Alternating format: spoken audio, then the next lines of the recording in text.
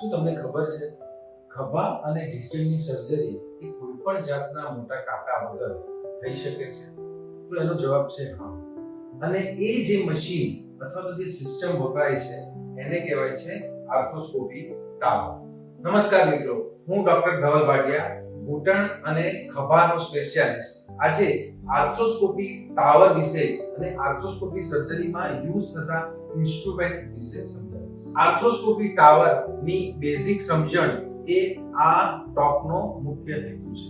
હું આર્થ્રોસ્કોપી ટાવર વિશે વાત કરું તો સૌથી પહેલા આવશે આર્થ્રોસ્કોપી મોનિટર, જે LCD હોય છે. ત્યારબાદ એમાં ઉપયોગ થવાય છે એક સેવર સિસ્ટમ. આર્થ્રોસ્કોપી એ અંદર જોઈન્ટમાં જોઈને થનારી પ્રક્રિયા છે જે અંધકારમય હોય છે. એને પ્રકાશિત કરવા માટે વપરાતો લાઇટ સોર્સ. ત્યારબાદ આર્થ્રોસ્કોપી સિસ્ટમમાં એક ફ્લુઇડ નાખી અને જોઈન્ટને ફૂલાવવામાં આવે છે. એની એક આખી સિસ્ટમ વપરાય છે જેને કહેવાય છે ફ્લુઇડ ઇરિગેશન સિસ્ટમ.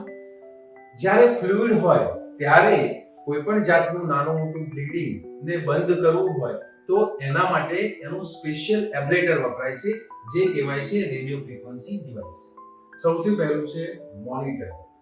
આપણે નરી આંખે જે સર્જરી કરતા હોઈએ એમાં જે જોઈએ છે એના કરતા 10x ઇમેજને મોટી કરી અને આર્થ્રોસ્કોપી સર્જરીમાં જોવામાં આવે છે, જેનાથી દર્દીને મિનિમમ સ્કાર, સચોટ નિદાન અને ફાસ્ટર રિકવરી મળે છે. સો આ છે આર્થ્રોસ્કોપીનો કેમેરો, અને કેમેરા પર એક અટેચમેન્ટ આવે છે જે કહેવાય છે આર્થ્રોસ્કોપ.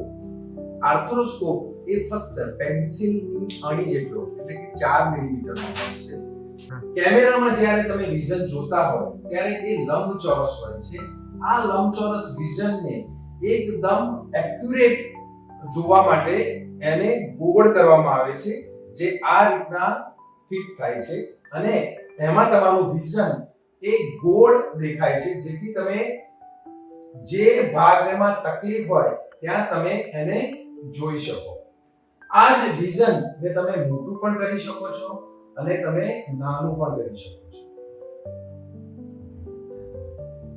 કેમેરા અને સ્કોપ વડે તમે જોઈન્ટમાં જ્યારે ચિત્ર જુઓ છો એ ચિત્રને અંધકારમય હોય છે, જેને ઉજાસ આપવા માટે એક 4 mm નો લાઇટનો સોર્સ વપરાય છે જે કહેવાય છે લાઇટ સોર્સ, જે આર્થ્રોસ્કોપમાં અટેચ થાય છે અને એ અટેચ કરી અને એ વિઝનને લાઇટ વાળું બનાવે છે.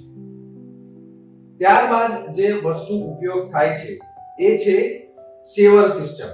સેવર સિસ્ટમ એ શું છે કે જ્યારે પણ તમે આર્થ્રોસ્કોપી સર્જરી કરતા હોય ત્યારે લિગામેન્ટ, ગાદી અથવા તો ઢીંચણમાં કોઈ પણ જાતનો કચરો હોય કે જે પાર્ટને આપણે રિમૂવ કરવું પડે તો એમાં સેવર સિસ્ટમ વપરાય છે, જેનો હેન્ડ કંટ્રોલ અને ફૂટ કંટ્રોલની એક સ્વિચ હોય છે જે આ રીતના અસર કરશે અને તમારી જે પણ પાર્ટ રિમૂવ કરવું છે એ પાર્ટને કટ પણ કરશે અને એ રિમૂવ થયેલો પાર્ટ ને સક પણ કરશે.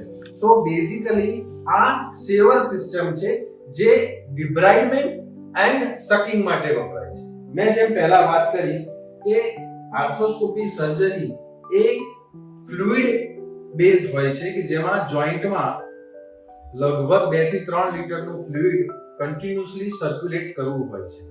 જો એમાં નાનું મોટું કોઈ પણ જાતનું બ્લીડર આપણને મળે તો એ બ્લીડર ને ક્લોટ કરવા માટે જે ડિવાઇસીસ વપરાય છે જેને કહેવાય છે રેડિયો ફ્રીક્વન્સી. આ રેડિયો ફ્રીક્વન્સીથી ક્લોટ પણ થઈ શકે અને કોઆગ્યુલેટ પણ થઈ શકે કે જેથી એ બ્લીડર બંધ થઈ શકે. સો આર્થ્રોસ્કોપી સિસ્ટમ કેમ સારી છે?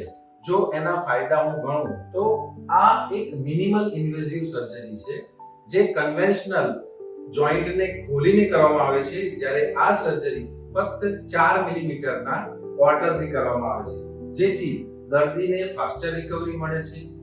મિનિમમ હોસ્પિટલાઇઝેશન સ્ટે, ઘણા ખરા કેસમાં તો સેમ ડે પણ રજા મળે છે. દર્દીની રિકવરી એ ફાસ્ટ હોય છે અને નહિવત પ્રમાણમાં પેઇન થાય છે. સો આ બધા એ આર્થ્રોસ્કોપી સર્જરીના ફાયદા છે. હવે તમે કહેશો કે શું દરેક જણને આ આર્થ્રોસ્કોપી સર્જરીની જરૂર પડે છે? ના.